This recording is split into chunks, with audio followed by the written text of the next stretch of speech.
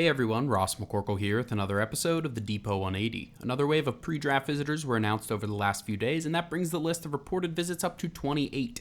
There are only 30 slots that each team can use, excluding local prospects who do not count against the list, so we now have a pretty complete picture of the Steelers' visits and therefore their players and positions of interest. Georgia wide receiver Ladd McConkey was reportedly brought in. He is an excellent route runner and figures to be a second-round pick in the upcoming draft.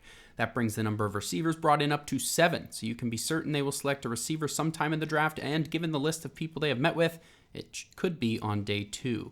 They finally brought in some of the center prospects that everyone has been wondering about. Oregon's Jackson Powers-Johnson was brought in, along with West Virginia's Zach Frazier. Those are 2 of the top 3 center prospects.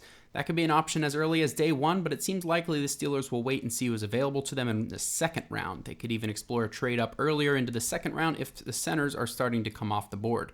Frazier is a local prospect and thus does not count against the 30 visit limit. Defensive back Cooper DeJean from Iowa was brought in, along with corner Beanie Bishop from West Virginia, another local prospect. DeJean is a versatile defensive back and just recently held a private workout for his pro day since he was injured for the rest of the pre-draft process. DeJean figures to go in the first round at some point and is a very good athlete, mid to low 4.4 speed in the 40-yard dash, a 38.5-inch vertical, and a 10'4" broad jump.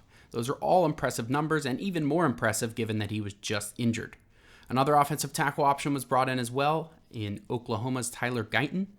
He only has a small handful more starts than Mims, who has 8, but has a similarly freakish size to him that is very attractive at the tackle position. He could sneak into the first round or be available in the early second round, according to most draft analysts. He played right tackle at Oklahoma, so he would be an option to kick Broderick Jones back over to the left side, where the Steelers say they want him.